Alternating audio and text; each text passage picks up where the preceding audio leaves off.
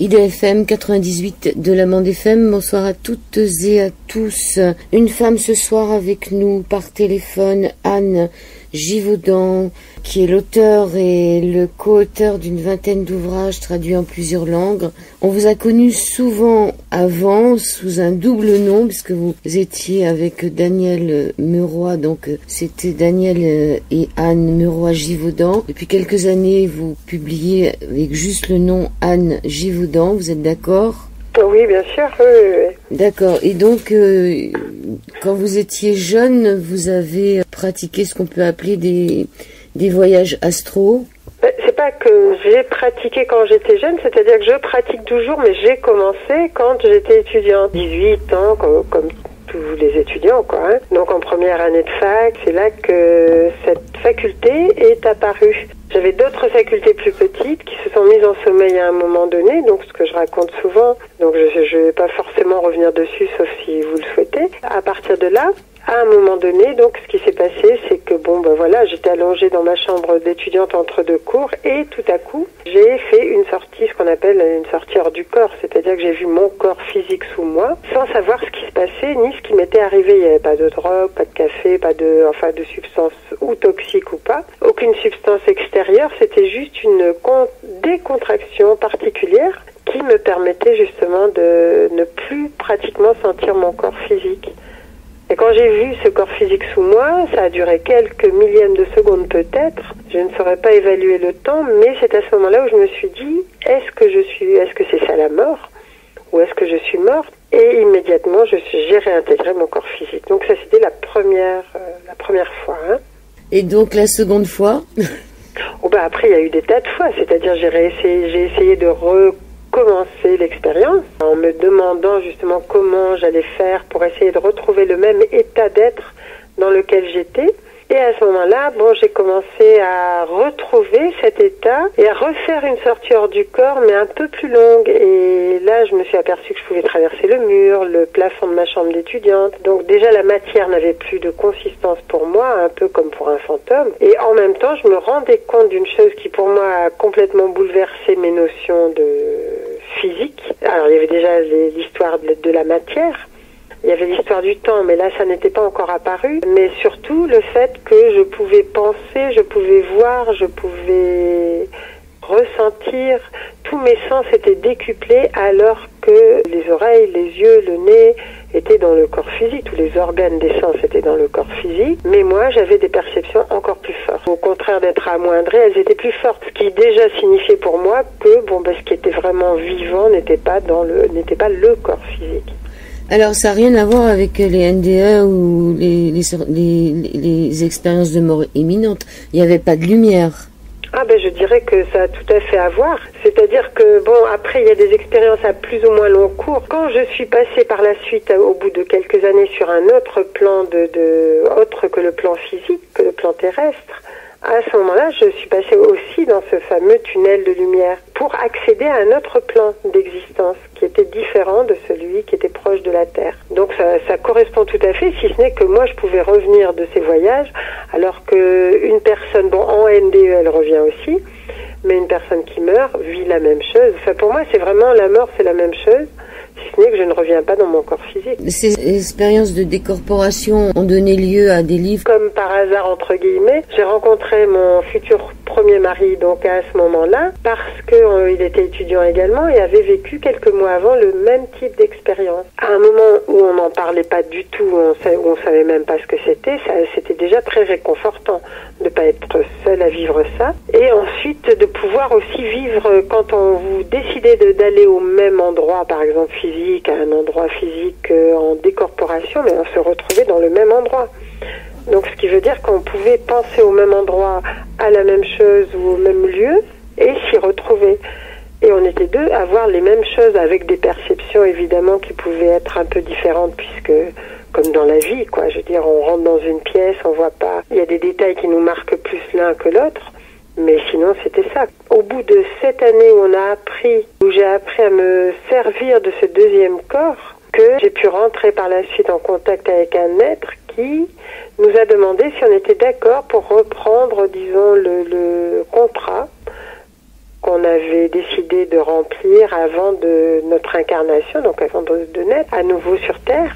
C'est-à-dire de pouvoir raconter à travers des supports, que ce soit des livres ou du cinéma, peu importe, de pouvoir raconter ce qu'on vivait sur ces plans-là, ce qui se passait sur ces plans-là, en nous disant que c'était juste, ça permettrait juste de réveiller les mémoires endormies chez toutes ces personnes, puisque tout le monde a vécu des choses comme ça. Alors tout le monde a vécu des choses comme ça. Est-ce que c'est la même chose que lorsque l'on rêve la nuit, qu'on part dans l'espace, et ce qui est le plus gênant, c'est qu'il n'y a rien où on puisse se poser, c'est-à-dire que le fait d'être un pur esprit fait que là-haut, on n'arrive pas à se poser, c'est ce qui est le plus gênant, et ce qui fait qu'on se retourne derrière soi pour essayer de trouver un endroit où se poser. Je sais pas si vous comprenez ce que je veux dire. C'est pas une expérience qui m'est arrivée, parce que moi je me suis posée. Je veux dire, dès que j'arrive sur un autre monde, il y a une matière qui vibre comme moi, comme mon corps subtil, disons. Donc en fait, il y a une table sur ce monde-là, elle est physique pour moi. D'accord, donc vous arrivez à vous poser donc j'ai autre pas part. de sensation de ne pas me poser quelque part. Si je foule le sol d'un endroit, je foule le sol d'un endroit avec mes pieds éthériques, par exemple, enfin de ce corps subtil. Le sol donc est à ce moment-là comme moi. Je veux dire, c'est la même état vibratoire, donc il est matériel pour moi.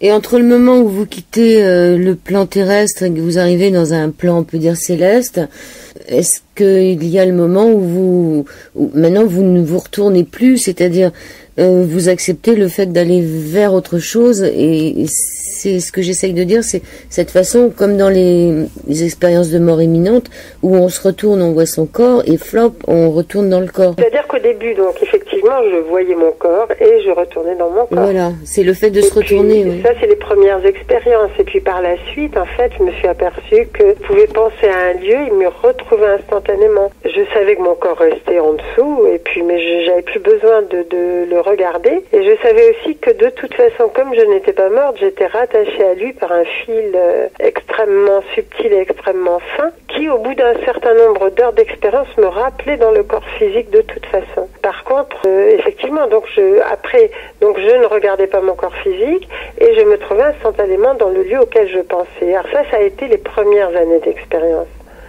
Ensuite, je me suis aperçue que mon état d'être et de pensée conditionnait l'état, disons, de ce deuxième corps, de ce corps subtil, enfin de ces corps subtils, parce qu'en fait il y en avait beaucoup à l'intérieur, un peu comme des poupées gigognes. Et donc à ce moment-là, je me suis aperçue que quand j'étais dans un état où j'étais triste, où j'étais mal, où ça n'allait pas, et qu'il m'arrivait de sortir de mon corps physique, pas forcément volontairement à chaque fois d'ailleurs, à ce moment-là, je pouvais aller sur des plans qui n'étaient pas agréables.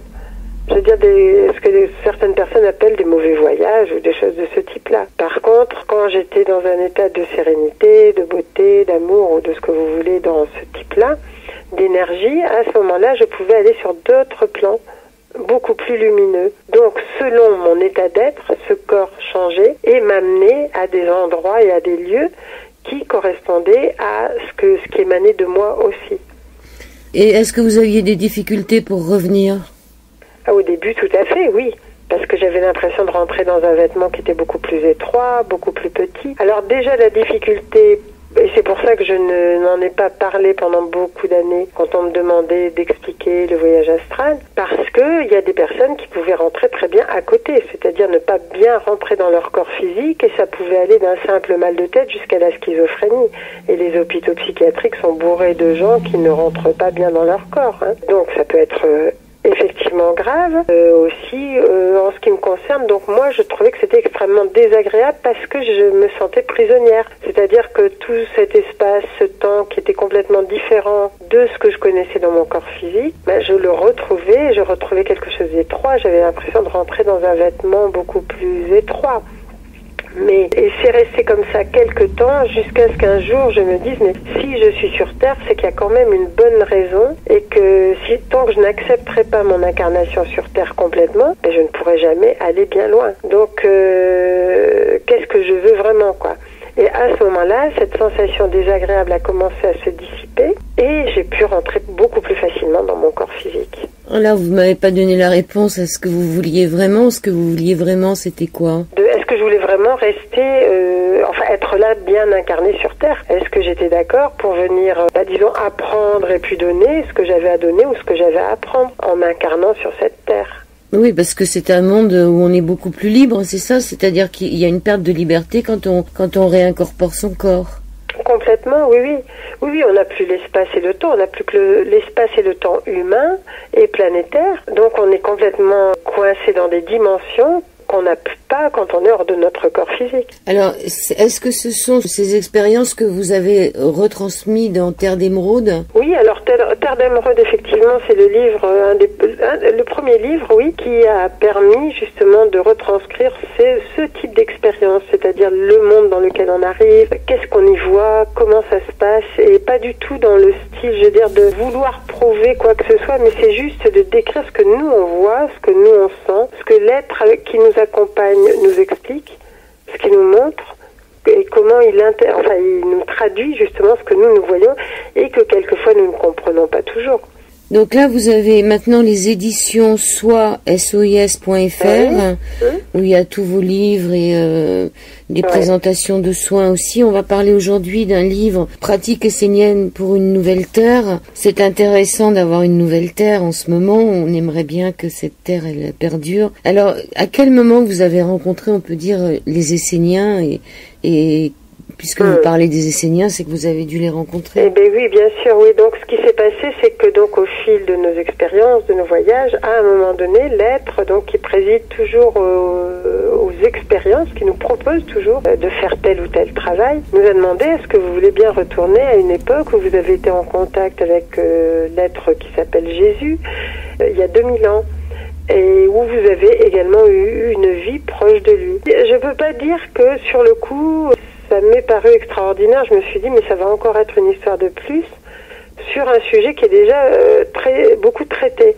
Et puis quand on a commencé à revivre à travers le corps que nous avions à cette époque-là, donc à travers la mémoire du temps, ces annales akashiques dont on parle, qui est une mémoire donc planétaire, qui capte tous les événements qui se sont passés sur Terre, depuis des millénaires et depuis plusieurs civilisations. À ce moment-là, nous avons commencé à retrouver, enfin moi j'ai commencé à retrouver la personne que j'étais il y a 2000 ans, donc l'essénienne que j'étais il y a 2000 ans dans un village de Palestine. En même temps, les enseignements qui étaient donnés par Jésus qui avait à peu près notre âge aussi à cette époque-là.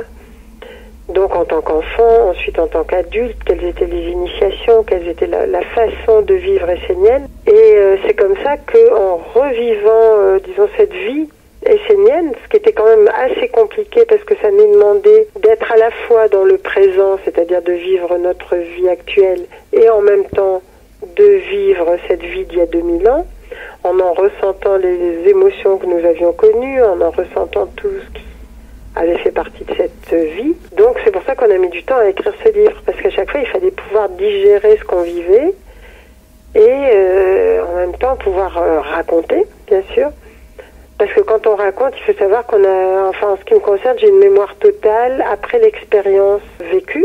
J'ai une mémoire totale pendant les 4 jours qui viennent. Donc il faut que j'écrive quand même assez rapidement. Après, j'ai une mémoire qui redevient complètement normale. Au lieu d'écrire, est-ce que vous pouvez pas enregistrer? Ça va tellement plus vite de parler sur un enregistreur. Ah non, parce qu'il y a quand même des descriptions, les mots, tout ça, que de toute façon... Et puis bon, parce qu'on est des littéraires et que c'est plus facile pour nous sans doute d'écrire aussi. Hein. Donc on aurait peut-être pu, ça nous était plus facile de le décrire parce que je veux dire au moment où on écrit, moi ça se déroule sous mes yeux comme un film, hein. Donc ça n'est pas compliqué. Alors là je vous reprends sur ce que vous avez dit juste avant en disant qu'il y a un guide, on peut dire, qui vous propose des voyages. Ouais. Et c'était une des questions que je voulais poser tout à l'heure, c'est que quand il y a une décorporation, on est souvent deux, c'est-à-dire on se sent pas seul quand même. Oui, il y a souvent un accompagnateur dans les mondes invisibles qui, heureusement d'ailleurs, qui guide la personne qui, elle, va faire le voyage. Parce qu'il y a une bonne raison pour qu'elle puisse le faire, donc peut-être qu'elle ne le fera qu'une fois et ça va la marquer à vie, ou peut-être que ça fait partie des capacités qu'elle doit développer pour, pour expérimenter ou pour apporter des informations. Donc effectivement, il y a quelqu'un. Bon, disons qu'en ce qui nous concerne, notre guide n'est pas un guide personnel, c'est un guide planétaire. Ce qui veut dire que notre fonction, c'est de faire passer des informations, Mais ça ne veut pas dire que ce guide s'occupe, je veux dire, des questions personnelles. Donc pour les auditeurs qui nous écoutent, s'ils partent en voyage astral, est-ce que lorsqu'ils se rendent compte qu'ils ne sont pas seuls, ils peuvent poser des questions de savoir quel est le guide ? Bien sûr. Au contraire, ils peuvent déjà demander un guide s'ils se sentent perdus, par contre. Et s'ils ne se sentent pas seuls, ils peuvent demander, oui, qui est le guide et à quel niveau, enfin, voilà, ce qu'il propose. Ou où il veut les emmener, ou pourquoi ils vivent ça, voilà. Bon, on va rester sur les pratiques esséniennes. Ça serait bien de rappeler un peu qui sont ces Esséniens. Alors donc les Esséniens, donc c'est comme ça qu'on a pu écrire de mémoire d'Esséniens. Et les Esséniens, c'est vraiment... Alors on les appelle sectes du judaïsme, parce qu'à l'époque, tous les groupements qui n'étaient pas juifs étaient appelés sectes du judaïsme. Et les juifs acceptaient, qui étaient les occupants quand même, acceptaient que d'autres pratiques soient faites par des groupes, donc, à condition que les grandes fêtes juives soient respectées et que ces personnes-là aillent aux grandes fêtes juives, comme la Pâque ou des fêtes de ce genre-là. Donc les Esséniens, eux, c'était des êtres qui avaient un enseignement extrêmement équilibré dans la mesure où ils vivaient très longtemps. Il y en a qui avaient quelquefois plus de 100 ans sans aucun problème, parce qu'ils connaissaient très bien le fonctionnement à la fois physique et subtil. C'est-à-dire qu'il y avait beaucoup de thérapeutes parmi eux, beaucoup d'enseignements qui étaient donnés. Et dans ces enseignements, il y avait l'anatomie physique comme les étudiants en médecine actuellement, plus évidemment l'anatomie subtile, qui fait qu'ils avaient un enseignement complet qui pouvait durer plus de 10-12 ans, hein. Et c'était, alors pour les hommes, cet enseignement avait lieu au Mont Carmel en général, et pour les femmes, avec des enseignants donc de haut niveau qui enseignaient le son, qui enseignaient beaucoup de choses très différentes. Pour les filles qui étaient douées donc pour l'art de guérir, il y avait des enseignements qui étaient donnés par des sages dans d'autres lieux. Et après, ces enseignements pouvaient commencer à partir de 7 ans, 10 ans, enfin bon, c'était extrêmement, je veux dire, fort et important, parce que l'enfant quittait sa famille pour aller vivre pendant des années dans un espèce de monastère quand même. Hein. Pour les garçons, les filles, non, elles restaient pas trop loin des villages, ce qui fait qu'elles avaient encore le lien avec la communauté. Ce qui les a surtout fait redécouvrir, c'était les manuscrits de Qumran, entre 1947 et 56, qui ont été découverts, ces fameux manuscrits de la mer morte. De la mer morte, oui. Mais en fait, et bon, tout n'a pas été traduit loin de là. Non, il y en avait 900, donc... Bien choisi ceux qui étaient à traduire. Donc, on ne sait pas, il y a des choses qui n'ont pas forcément été dites. Ce qu'il faut savoir aussi, c'est qu'à Qumran, c'était un monastère. Donc, c'était pas la même chose que la vie dans les villages. Il y avait quelque chose de beaucoup plus strict. Je veux dire, c'était on pourrait dire comme, bon, si vous voulez comparer nos monastères à notre vie humaine, disons, enfin, en tout cas, plus populaire, plus générale. Mais les Esséniens étaient reconnus comme des thérapeutes, donc je disais tout à l'heure, c'était au même titre que la médecine ayurvédique ou la médecine chinoise. D'ailleurs, il y a des termes, parce que tous ces thérapeutes étaient en contact entre eux, et il y a des termes dans la médecine essénienne qu'on emploie, comme les nadis, comme les chakras, qu'on retrouve forcément dans la médecine indienne, ayurvédique ou autre, ou chinoise. Mais c'était une médecine qui était très connue, et même les juifs, quand ils étaient malades, faisaient appel aux Esséniens parce qu'ils savaient que c'était des thérapeutes, de grands thérapeutes. Et nous, lorsque nous avons fait des recherches pour savoir un peu justement si d'autres avaient comme nous ce type d'enseignement, on s'est aperçu que les aborigènes d'Australie, les Indiens mayas avaient aussi des enseignements, les Hopis avaient des enseignements qui ressemblaient qui ressemblaient aux nôtres. Il y a des soins qui pourraient être repris tels quels. Et donc, ce qui nous a été dit par la suite, c'est qu'effectivement, ces enseignements avaient été donnés à différents peuples à une certaine époque par des êtres on pourrait dire des êtres des étoiles, et que cet enseignement avait ensuite été retransmis et traduit par ces personnes-là, par chaque population en fonction de ses besoins, de sa compréhension. Et c'est pour ça qu'on retrouve le son, la lumière à différents endroits du globe.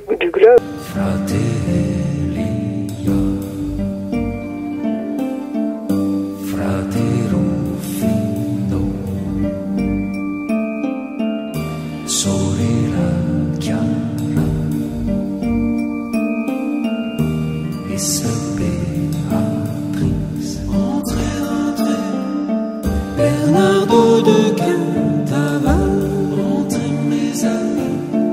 Sorella Chiarina, prenez place à matin, Pierre de Catane.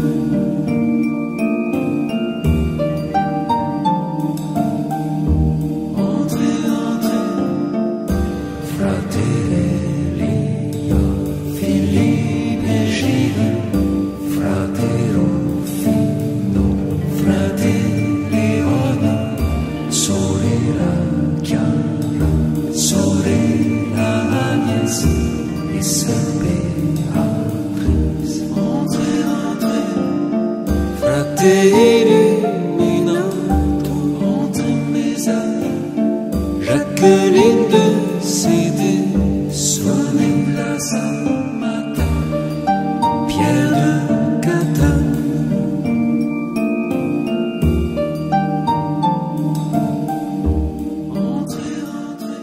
Vous dites ça ne venait pas de la planète Terre. Pour moi, c'est une évidence dans la mesure où je l'ai vécu. C'est-à-dire qu'à travers les voyages astraux, on ne reste pas que sur Terre. Donc, dans les endroits où je suis allée, j'ai pu effectivement rentrer dans des lieux de guérison subtile où les pratiques de son, de lumière étaient tout à fait semblables à celles qui nous avaient été enseignées à l'époque et que nous enseignons aujourd'hui.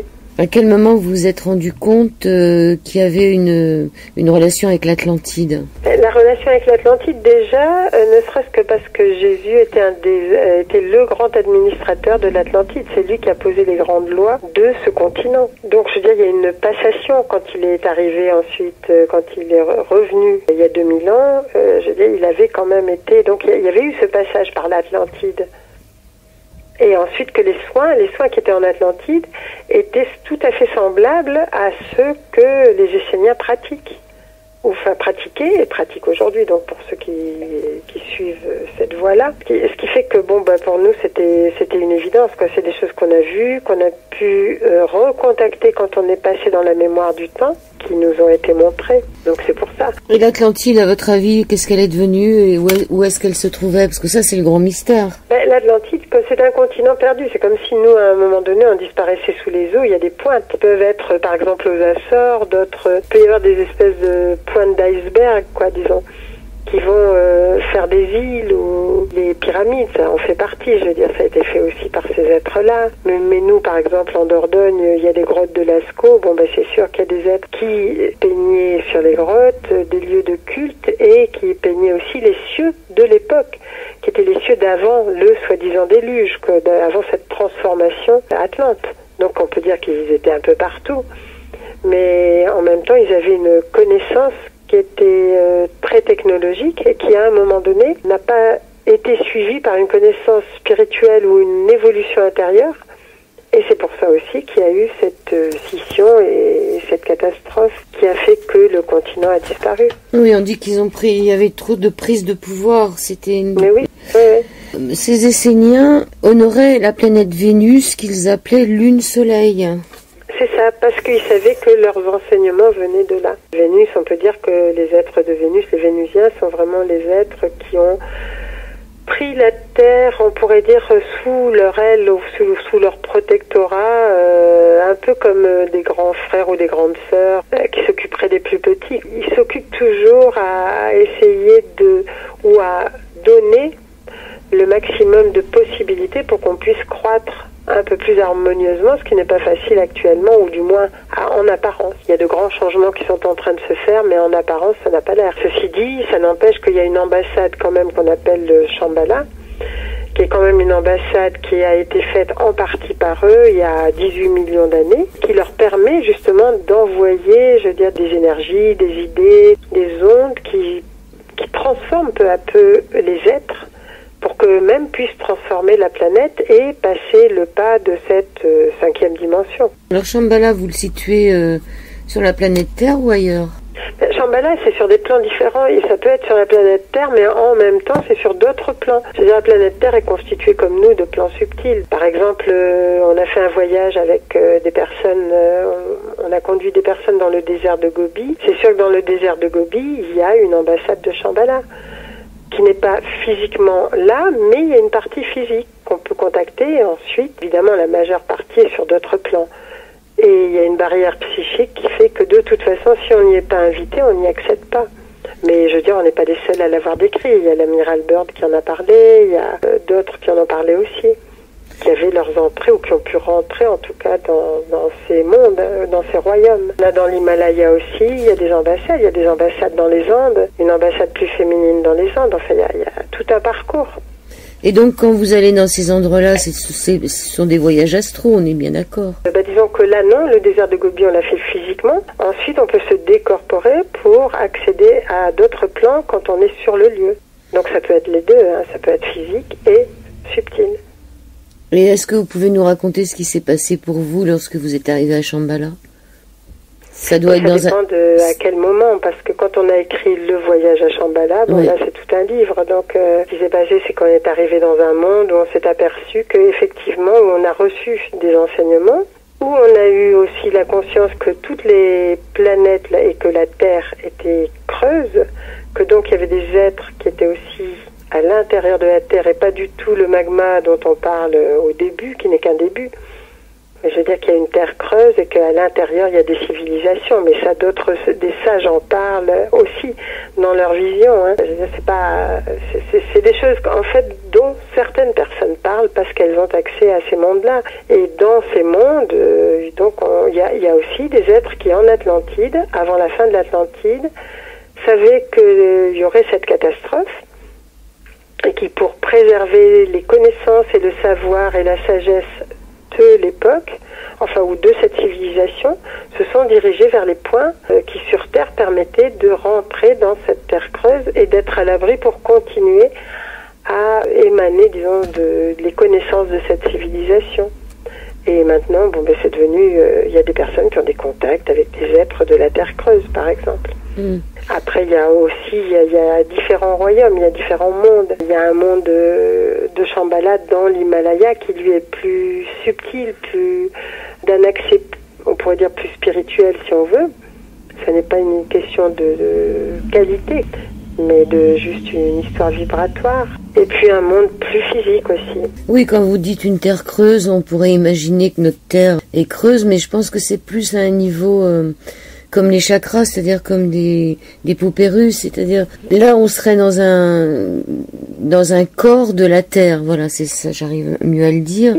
Et à l'intérieur, oui, on est dans le corps de la terre, mais ça peut être très physique. Il y a des personnes qui quelquefois sont rentrées dans des cavités et qui tout d'un coup ont eu un changement d'état vibratoire, un peu comme une sortie hors du corps, et ont pu pénétrer, disons, beaucoup plus à l'intérieur de ces cavités et se retrouver vraiment très très loin au centre de la Terre, mais physique, et en même temps être en contact avec ces êtres-là. Et est-ce que ça vous est arrivé, vous, d'aller justement au centre? Oui, bien sûr, bien sûr. Et quelle est la différence entre le centre et ce qui n'est pas le centre? Est-ce qu'ils sont vraiment si différents que ça? Il y a l'atmosphère qui est différente, ce qui fait que la teinte de la peau est différente. Il peut y avoir aussi différents mondes à l'intérieur, mais je veux dire, c'est quand vous vous trouvez à l'intérieur, c'est comme si vous aviez un ciel, un soleil, donc vous vous apercevez pas, c'est comme une matrice où vous apercevez pas que vous êtes à l'intérieur de la Terre. Oui, c'est pas l'obscurité complète. Pas du tout. C'est pas comme une caverne. C'est vraiment un autre monde. C'est comme si vous viviez là avec le ciel, le soleil, les étoiles, enfin la lune, et il y a un autre soleil, une autre atmosphère et une autre lumière. Mais ceci dit, il y a quand même tout ça. Vous n'avez pas le plafond au-dessus de vous. Donc c'est vraiment un autre monde. C'est pour ça que c'est vraiment quelque chose de très particulier. Où il y a d'autres civilisations qui vivent. Et c'est pour ça que quelquefois il y a des personnes qui voient sortir des vaisseaux, non pas arriver du ciel, mais sortir de la mer ou de la terre. Comme si ces vaisseaux sortaient de la terre, oui, effectivement. Anne Givaudan, pratique essénienne pour une nouvelle terre. On va un peu rester sur ce livre, même si vous nous faites rêver avec tout ce que vous venez de nous dire. Vous commencez en disant que nombreux sont ceux et celles qui me demandent les rituels et les méditations pratiquées à l'époque des Esséniens. Oui. C'est maître dans l'art de gérer les situations les plus complexes avec amour et sérénité. La page suivante, vous dites que vous souhaitez que le mot rituel soit pris dans un sens large, d'un lien sacré avec la plus belle partie de nous. C'est pas vraiment le mot rituel hein, que on pourrait appliquer oui, c'est quand ça, même. Le mot rituel, quelquefois, ça a une connotation religieuse. C'est pas une histoire religieuse, c'est une histoire de connexion avec la nature, avec les grands mouvements des astres, avec les grands moments de la vie, et d'arriver justement à être en communion avec ça. Disons que se mettre en accord avec la nature, se mettre en accord avec la vie, se mettre en accord avec les différents éléments, que ce soit pour un mariage, une naissance, ou d'autres, ou la mort, ça permet justement de se glisser dans un courant universel qui fait que ça facilite tout et que les choses nous paraissent bien moins dramatiques ou bien moins difficiles, ou elles ont plus de sens en fait. Et quand les événements ont plus de sens pour nous, quand on a envie de les fêter ou de les célébrer, quand c'est quelque chose de joyeux ou même de triste, quand on a envie que ce soit pas juste comme ça quelque chose de physique, quand on a envie d'aller plus loin, à ce moment-là, c'est quelque chose qui est très beau et qui ouvre d'autres portes. Alors, vous donnez un conseil de ne pas faire ces pratiques, de ne les faire simplement que si on en a réellement envie. Pourquoi? Voilà. Parce que c'est pas une question de curiosité, c'est ça? Non, c'est-à-dire, justement, y a des personnes qui vont se dire, il faut... Si je me marie, il faut qu'il y ait un sacrement du mariage. Je veux dire oui ou non, ça n'a pas d'importance. Mais au moins, si on le fait, qu'on le fasse d'une façon consciente et avec la beauté que ça comporte. Par exemple, chez les Esséniens, il y avait des chapelets à 108 grains qu'on mettait pour les... que chaque participant, disons, remplissait pour les mariés. Et il y avait des perles rouges, des perles bleues, et ça on l'a mis sur notre site d'ailleurs pour que les personnes puissent le faire si elles ont envie, de façon à ce que ça soit et chacun met un souhait dans ces perles-là. Et au Tibet, par exemple, je me suis aperçue qu'en allant au Ladakh, par exemple, il y avait des femmes qui portaient de gros colliers de corail et de turquoise, donc c'était rouge et bleu aussi, elles alternaient ces pierres rouges, ces pierres bleues sur elles aussi. C'est-à-dire cette partie masculine, cette partie féminine, mais en même temps avec des qualités qu'on peut mettre à l'intérieur et qui vont être porteuses d'énergie, forcément. Liées aussi à tous les éléments, c'est-à-dire on va mettre une bougie qui va représenter le feu, il va y avoir l'encens pour l'air, il va y avoir les grains de blé ou les grains de riz pour la terre, il va y avoir... je veux dire, tout est invité à participer à notre joie ou à un moment particulier de notre existence. Votre premier rituel, c'est celui du mariage. Le mariage a été réglementé par l'Église catholique en 1215 et la forme que nous lui connaissons aujourd'hui a été établie en 1564. C'est quand même une chose qu'il est bon de rappeler parce que la plupart des gens ne le savaient pas. Et vous vous posez la question, alors pourquoi faire une cérémonie de mariage aujourd'hui alors que certains ne souhaitent pas se marier mais simplement vivre ensemble en toute liberté? Alors pourquoi faire une cérémonie? Oui, pourquoi faire une cérémonie? C'est parce qu'en fait ce qui se passe, c'est que quand on a envie déjà de célébrer quelque chose, de montrer, même pour soi, de faire une célébration, c'est parce qu'on a envie à un moment donné aussi, parce qu'on sait que sur les plans subtils, il y a quelque chose qui va se nouer, se faire. Et c'est sur ce plan subtil justement que les âmes vont se rencontrer et s'unir à nouveau. Parce qu'en fait, je veux dire, quand deux âmes se rencontrent, c'est pas du hasard non plus. Maintenant qu'elles restent 20 ans, 10 ans ou 5 ans ensemble, peu importe ce qu'elles ont à faire ensemble. Mais en tout cas, ça n'est pas l'effet du hasard. Et ce qui est intéressant aussi, c'est que dedans, il y a une parole, par exemple, que je trouve belle aussi, c'est parce que tant de pas les ont rapprochés, parce que 1000 mots en ont dit l'amour, et parce qu'il n'y a pas de mots pour en dire tout l'amour. Parce qu'un regard en a croisé un autre, parce que deux regards se sont trouvés et reconnus. Et je trouve que c'est à la fois très beau, je veux dire, parce que ça inclut le passé, le présent, ça inclut aussi l'alliance qu'on s'est donnée avant de s'incarner à nouveau. Le rendez-vous qu'on a pris, alors quelle que soit la raison, peut-être pour terminer une vieille histoire, peut-être pour en continuer une autre, peu importe, mais en tout cas c'est comme renouveler le pacte entre nous.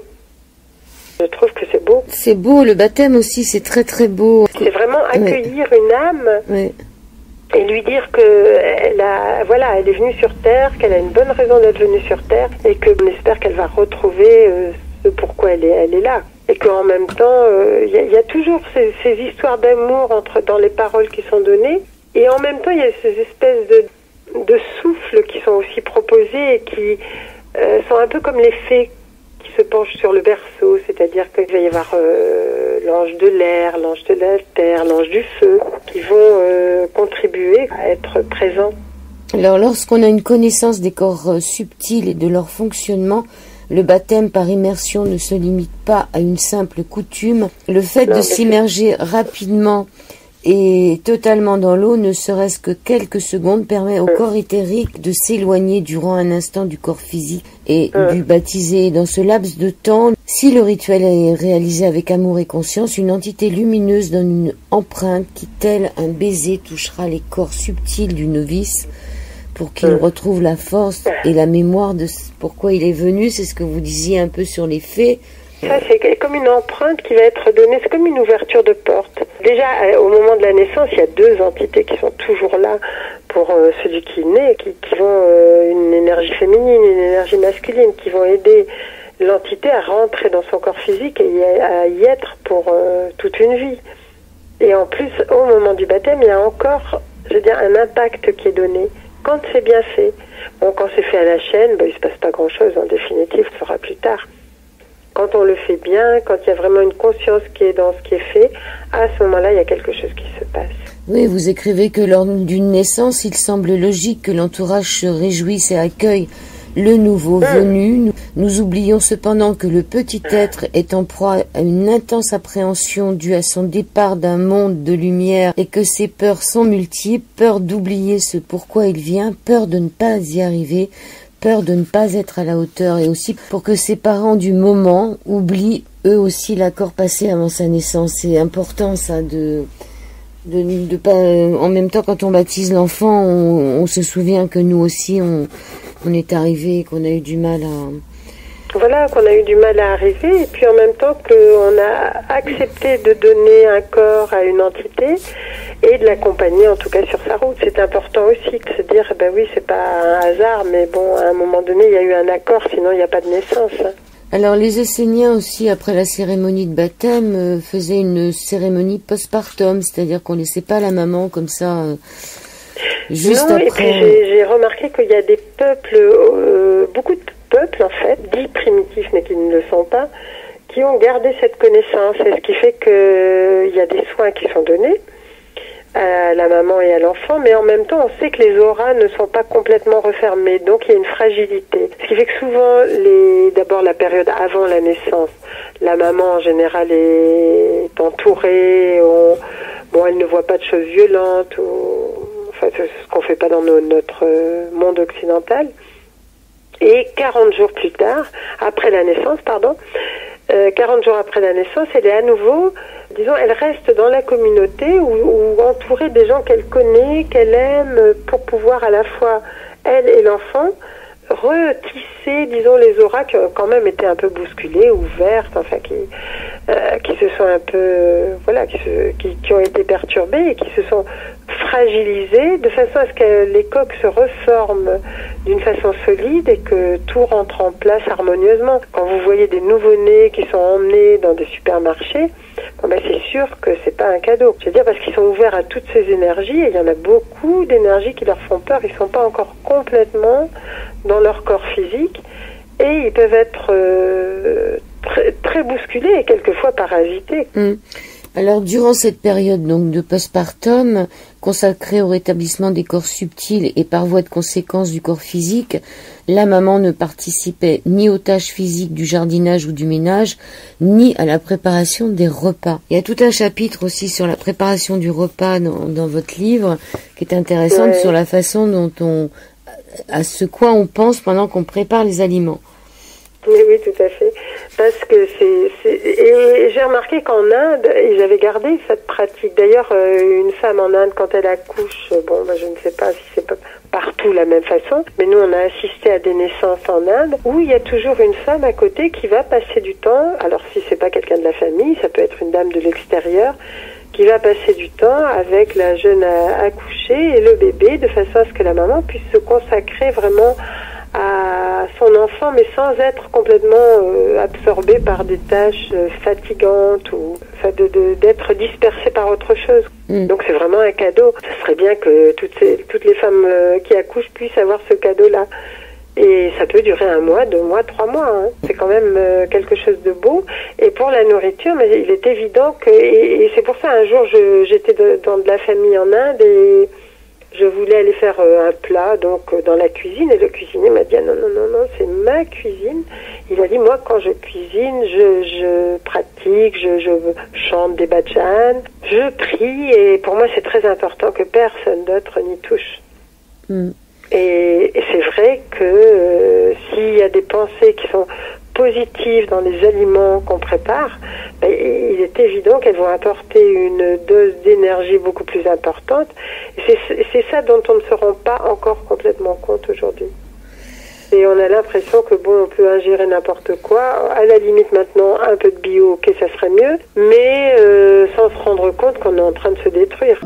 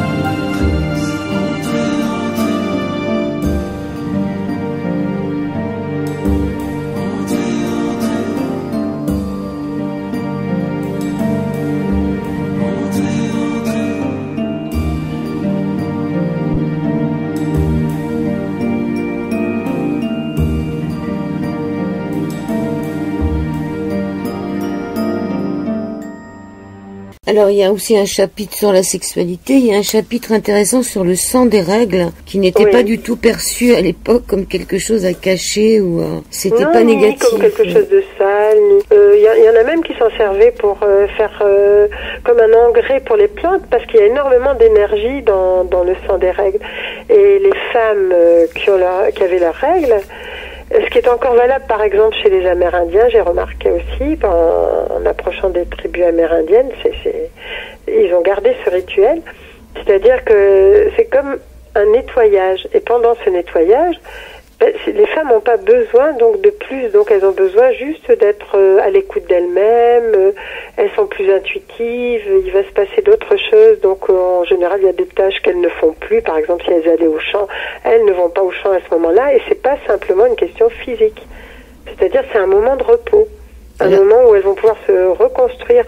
Et ce qu'elles laissent partir, c'est de l'éthérique. Il faut savoir qu'une femme, tant qu'elle n'est pas ménopausée, va absorber dans l'éther, c'est-à-dire dans une des substances subtiles, donc autour de la Terre, elles vont absorber une énergie qui va permettre la construction d'un enfant, par exemple. Mais quand elles ne font pas d'enfant, à ce moment-là, cette énergie qui est en trop, elles vont l'évacuer.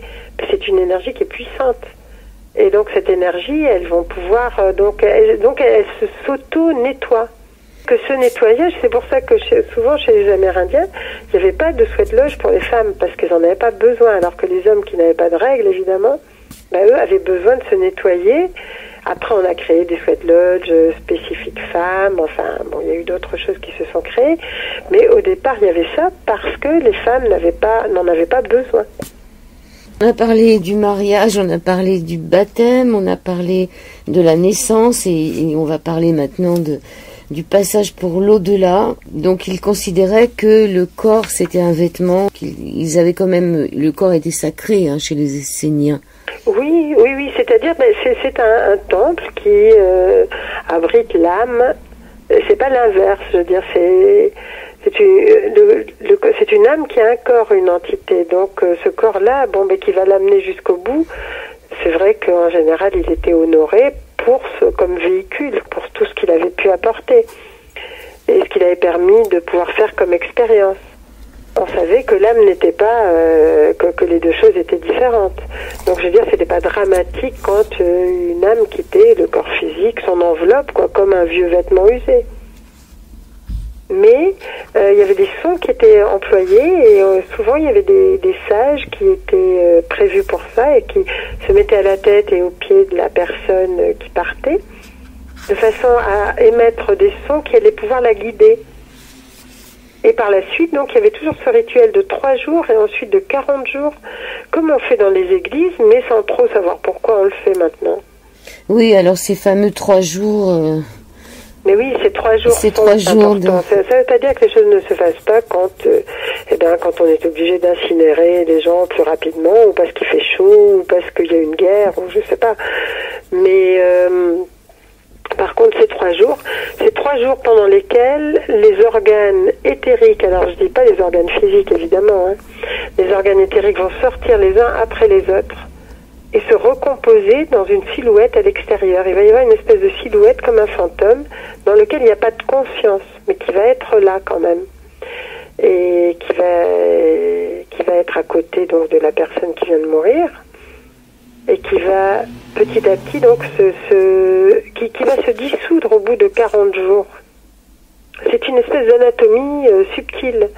Donc au bout de 40 jours, cette silhouette contenant les organes au niveau subtil va se dissoudre et chaque organe va regagner l'élément qui lui correspond. Par exemple, en médecine chinoise, on va vous dire tel organe correspond au feu, tel organe correspond à l'air, tel organe correspond à l'eau.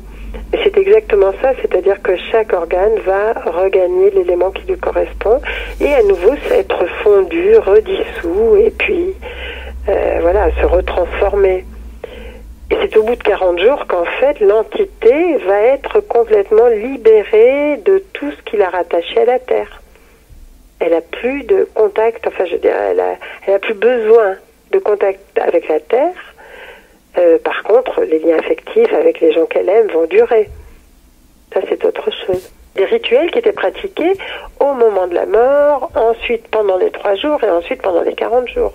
Avec des accompagnements où on rassurait la personne, où on lui parlait des choses belles qu'elle avait faites, où on pouvait lui dire aussi... alors si c'est une personne qui était morte brutalement, on lui expliquait comment elle était morte aussi, pour qu'elle puisse... parce que quelqu'un qui meurt brutalement peut très bien ne pas se rendre compte qu'il est mort. Et donc il y avait une étape importante qui consistait à faire en sorte que le voyageur, c'est-à-dire le défunt, se sente libre et sans culpabilité. Donc c'est vrai que de lui expliquer... Oui, et puis de lui dire de continuer sa route, qu'il y a d'autres plans qui vont lui correspondre, ça éviterait toutes les histoires de fantômes qu'on a... de gens qui traînent parce qu'ils n'ont pas fini leur histoire, parce qu'ils savent pas où ils sont, parce qu'ils savent pas pourquoi ils sont là. Oui, donc vous dites chez les Esséniens, il n'y avait pas d'âme errante. Il n'y avait pas de fantôme. Ni de non, il n'y avait pas fantôme. d'âme errante parce qu'il n'y avait pas besoin. C'était déjà dès la naissance, les questions d'après-vie, d'avant-vie étaient abordées, donc de sexualité, de tous les sujets de la vie et de la mort étaient abordés. Donc il y avait cette connaissance-là déjà. Vous écrivez aussi qu'il est évident que plus l'environnement sera paisible, sans discussion inutile autour du lit, sans dispute ni pensée parasite, plus l'entité aura la possibilité de quitter son corps sereinement par le sommet du crâne au niveau du 7e chakra. Qu'en est-il de tous... c'est l'idéal, oui. Voilà. Et qu'en est-il de tous ceux qui meurent à l'hôpital? Alors, ils peuvent mourir paisiblement à l'hôpital. Je veux dire, ils ne sont pas obligés de mourir brutalement ou en souffrance ou avec des personnes qui autour d'eux sont en train de discuter de l'héritage ou de choses comme ça, ou de se disputer. Mais ça peut aussi être paisible. Je veux dire, c'est pas agréable, mais paisible. Je veux dire, on n'est pas... c'est pas tellement... Enfin, le lieu peut compter, bien entendu, mais c'est l'énergie des personnes qui sont autour qui va compter. Et qui va rendre que l'atmosphère plus paisible. Souvent, les personnes vont commencer à pleurer, vont être tristes, vont vouloir que la personne qui s'en va reste.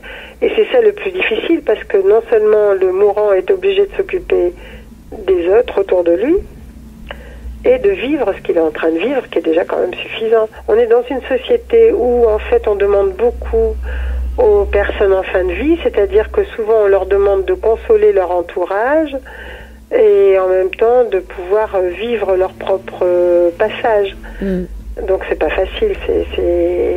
Alors qu'effectivement, on savait très bien chez les Esséniens que on n'est pas en train de pleurer ou de se lamenter autour d'une personne qui va mourir. On est là pour elle, on n'est pas là pour nous. Donc on est en train d'essayer de faire en sorte que le passage se fasse naturellement, parce que c'est quelque chose de naturel, et avec le plus de facteurs positifs.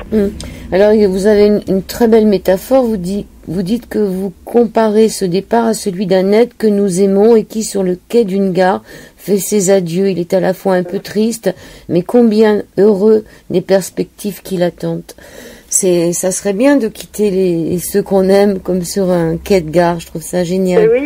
Oui, seulement le problème c'est qu'il y a des gens qui pleurent autour, enfin qui sont vraiment malheureux, ce qu'on peut comprendre bien entendu, mais en même temps ça retient la personne qui se dit comment elle va faire, ou comment ils vont faire sans moi par exemple, ou je veux dire ça le rassure pas, ça lui permet pas de partir serein, et c'est vrai que ça serait tellement plus agréable de se dire que la personne elle ne nous quitte pas, mais elle va vers de nouvelles histoires, et que pour elle c'est quand même plus agréable aussi de pouvoir que de rester dans un corps malade, que de rester dans un lieu où elle est mal, c'est sûr.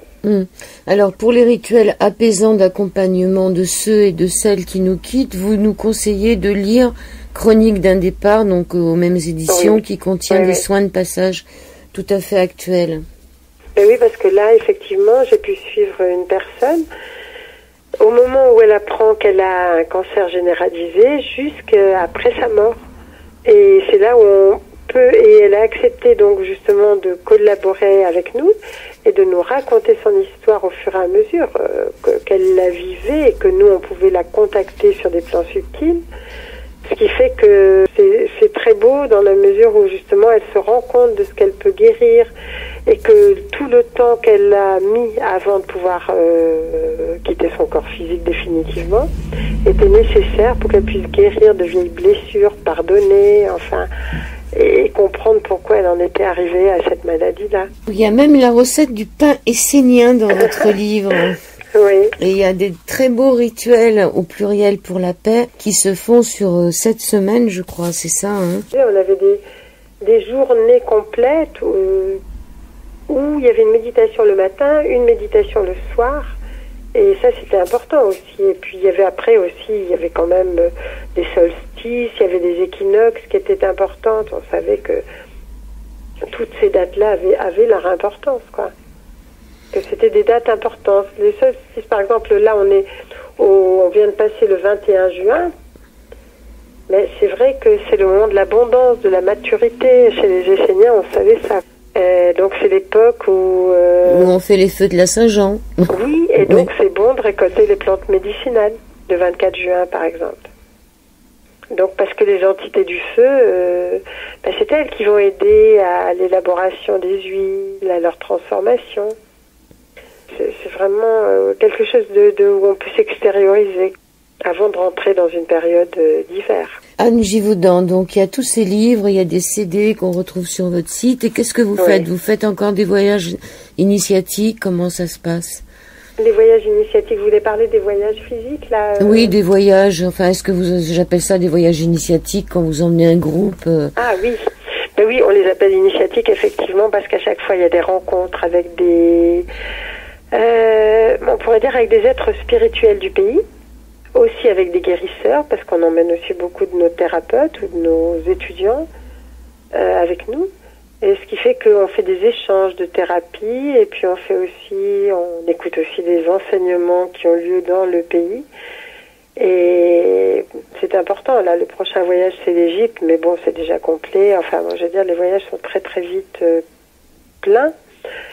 Parce qu'on va sur des lieux où les personnes peuvent recontacter leur propre mémoire, où elles peuvent recontacter ce qui est important pour elles. Et ça, effectivement, ce sont des voyages initiatiques qu'on fait 2 fois par an en général. Un plus court, un plus long, mais bon. Donc là, c'est l'Égypte, et après, ce sera? On ne sait pas encore. Et avant? C'est pas ce qui m'est demandé, mais là, on revient de Bali, qui était vraiment un voyage nourrissant et guérissant pour toutes les personnes qui donnent beaucoup et qui ont besoin de recevoir aussi, de se laisser bercer, de se laisser recevoir. Et voilà. Bon, bah c'est tout un programme. Oui. Donc c'est tout un programme. La vie est toujours tout un programme. On vous retrouve sur sois.fr. On tape votre nom, Anne Givaudan. Dans la newsletter, il y a plein de choses aussi. Enfin, vous verrez. Donc sur le site, il y a beaucoup de choses. Les éditions Soi. Est-ce qu'il y a autre chose que vous vouliez dire Dire que effectivement, on est à un moment qui est extrêmement important de notre époque, de notre évolution. Qu'aujourd'hui, on est en plein chambardement, qu'on a l'impression d'être comme dans le tambour d'une machine à laver, d'être secoué physiquement, moralement, émotionnellement, enfin sur tous les plans. Et que c'est important justement de garder le cap. C'est pour ça qu'il y a aussi un livre qui est un peu comme Pratique essénienne, mais qui lui s'appelle Petit manuel pour un grand passage. Et où on voit justement, enfin où j'ai pu écrire effectivement quels étaient les éléments qui permettaient de garder la tête hors de l'eau, même quand tout s'écroule autour de nous, quoi. Mais là, le prochain, ça sera effectivement sur comment sortir, comment garder la tête hors de l'eau quand tout s'écroule autour de nous. Bon, et ben nous allons essayer de pratiquer les pratiques esséniennes pour une nouvelle terre. Je vous remercie, Anne Givaudan.